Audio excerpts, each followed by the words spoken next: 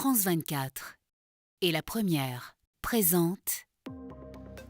Bonjour et bienvenue dans Outre-mer, l'hebdo consacré à l'actualité des territoires français dans le monde. À la une cette semaine, l'explosion de la distillerie Montebello en Guadeloupe, bilan 2 morts. Et puis le dossier de cette édition est consacré à la relocalisation de familles de Pueblo en Nouvelle-Calédonie, conséquence de la montée des eaux et de l'érosion. A tout de suite.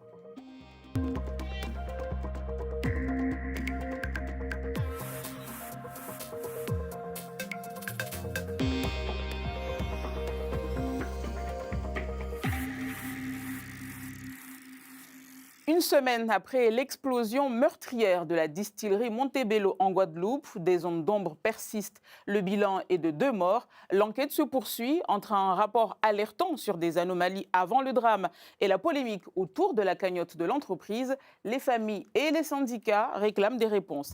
Nicolas Suire et nos équipes sur place. Une chaudière de la distillerie Montebello a explosé suite à une surchauffe. 2 morts sont à déplorer et 3 blessés sont dans un état grave. Les maisons et voitures alentours ont été impactées. Il y a eu une explosion, ma voiture a été soufflée.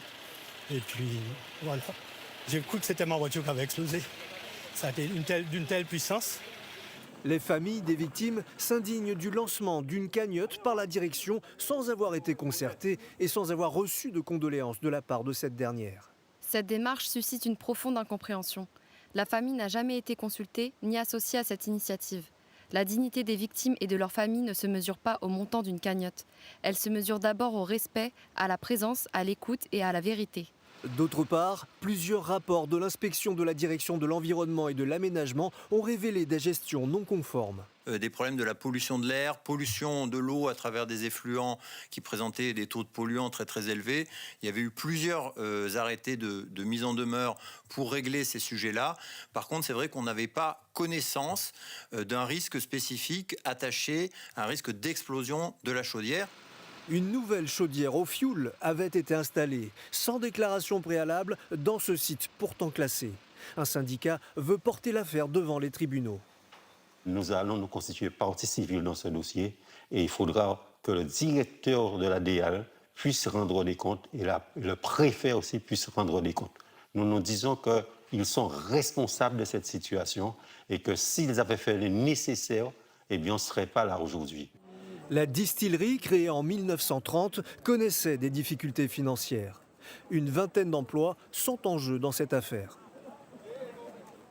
Face aux importants incendies en Gironde, la solidarité s'organise jusqu'en Outre-mer. Une vingtaine de pompiers polynésiens arrivent dans l'Hexagone pour épauler leurs homologues mobilisés sur le terrain depuis plusieurs jours.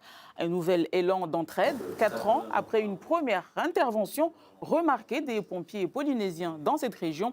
Des renforts qui viennent aussi de Nouvelle-Calédonie, de Mayotte et de La Réunion. Et à La Réunion, justement, en plein hiver austral, le tourisme retrouve des couleurs. Après un démarrage plutôt timide début juillet, les réservations se sont accélérées ces derniers jours. Les structures hôtelières affichent de bons taux de remplissage portés par les visiteurs extérieurs et la clientèle locale. Michel Bertil, Daniel Fontaine. Temps idéal pour prendre le soleil, vue sur l'océan. Les touristes sont gâtés. Ils sont d'ailleurs au rendez-vous dans cet hôtel, malgré la saison fraîche. Les vacances de juillet s'annoncent plutôt bien pour l'établissement de 3 bassins, dont la clientèle est en grande partie locale. Cette année, on peut dire qu'on a un très beau mois de juillet, et puis on commence à avoir pas mal de réservations au portefeuille pour le mois d'août. Dans cet autre établissement de l'Ouest, la clientèle a une spécificité, elle est avant tout familiale. L'hôtel accueille aussi des voyageurs de l'extérieur. Ça a été un début de mois assez timide au niveau des réservations. C'est un petit démarrage assez tranquille. Mais alors après, donc on a beaucoup de réservations de dernière minute et du coup un remplissage très satisfaisant. Pour l'île de la Réunion Tourisme, la fréquentation serait comparable à celle de l'année dernière. 2025 a été, selon elle, une année record, mais il y a encore beaucoup à faire. Il faut augmenter la clientèle qui vient de l'extérieur. Il faut la diversifier. Sur la France métropolitaine, on a encore une marge de manœuvre, notamment en province. Il faut s'ouvrir sur le monde. Je pense à l'Europe. Je pense à l'Allemagne avec une clientèle qui a un pouvoir d'achat beaucoup plus important que la clientèle française. On a un pied aujourd'hui sur l'Inde. Il faut développer cette relation avec le sous-continent indien. En 2025, avec 1 626 700 nuitées, la fréquentation touristique avait augmenté de 5% par rapport à 2024. En Nouvelle-Calédonie, c'est un scénario attendu et qui s'est transformé. Les 54 élus réunis en congrès ont désigné les membres du nouveau gouvernement et dans la foulée, ces derniers ont élu sans surprise le centriste Milakulo Tukumuli comme président. C'est une grande responsabilité, a-t-il déclaré à l'issue du scrutin. Je vous propose de l'écouter. La mission de ce nouveau gouvernement est assez simple. Elle consiste à réformer notre pays. Et donc c'est ce que je vais m'attacher à faire dans les prochaines minutes. Et un des dossiers importants pour le nouveau président, les conséquences du changement climatique en Nouvelle-Calédonie. Exemple à Puebo, où des habitations sous la menace de la montée des eaux et de l'érosion obligent les autorités à relocaliser des familles sur les hauteurs. Les travaux sont en cours. C'est le dossier de cette édition et il est signé Géraldine Louis, Brice Bachon.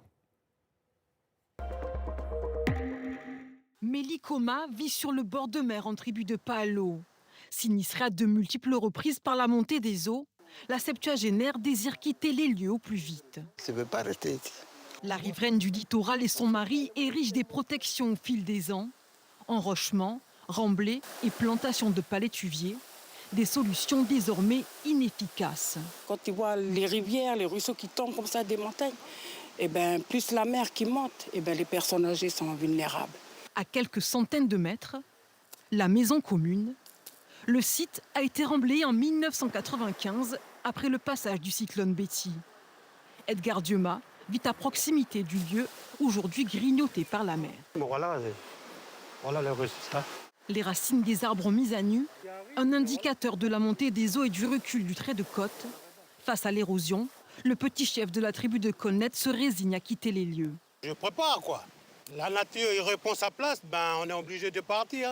Zone aménagée, routes et habitations occupent plus de 570 km de linéaire côtier en province nord, où plus de 46% de traits de côte sont menacés par l'érosion. Alors la mairie de Puebo encourage les constructions sur les hauteurs de la commune, sur des terrains coutumiers. Les anciens ont demandé à se préoccuper des jeunes, parce qu'ils sont liés sentimentalement aux habitations dans lesquelles ils sont.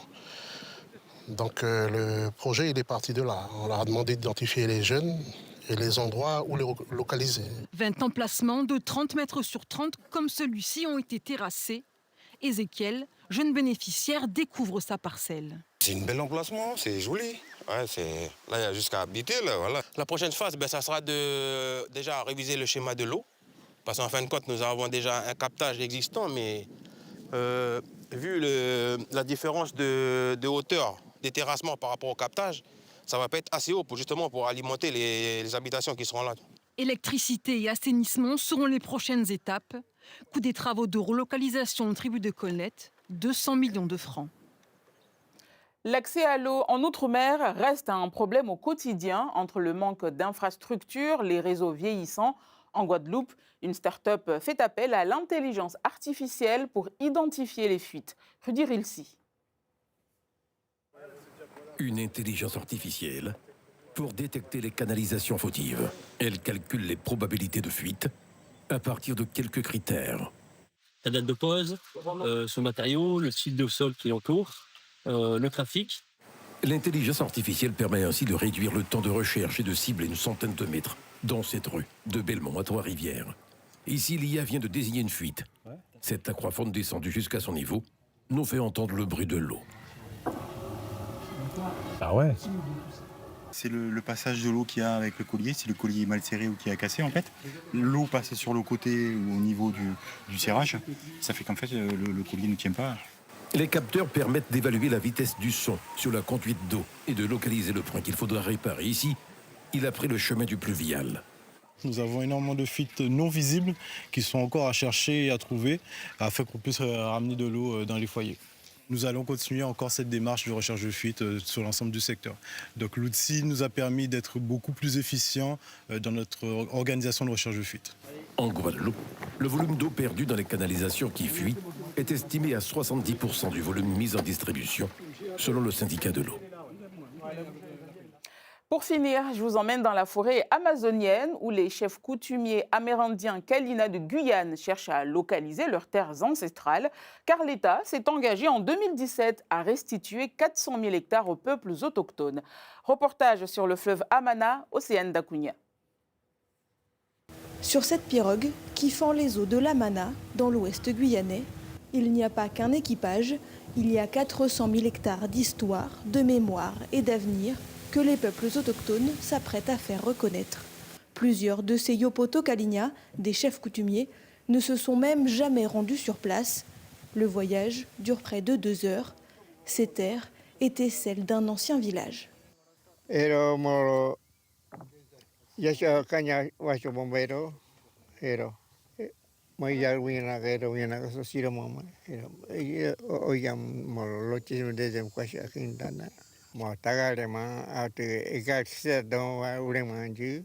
Si le village a disparu depuis longtemps dans la végétation, son souvenir est encore bien vivant.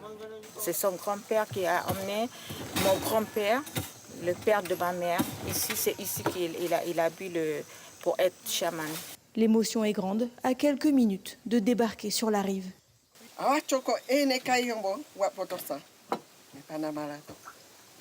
Ici, une petite colline escarpée domine le fleuve. Selon les premières estimations, les traces des anciens habitants s'étendaient sur plus de 600 hectares de part et d'autre du fleuve. Le but, c'est de les faire entrer dans les 400 000 hectares. Pourquoi? C'est pour les protéger, et de deux, pour que la nouvelle jeunesse puisse s'imprégner de l'histoire, de la présence des anciens dans l'Amana. D'autres missions sont déjà prévues dans les prochains mois en vue de la restitution de 400 000 hectares par l'État aux peuples autochtones en Guyane. Et c'est la fin de cet hebdo. Merci de l'avoir suivi. Pour réagir et revoir l'émission, rendez-vous sur france24.com, lapremière.fr et les réseaux sociaux. L'information continue sur France 24.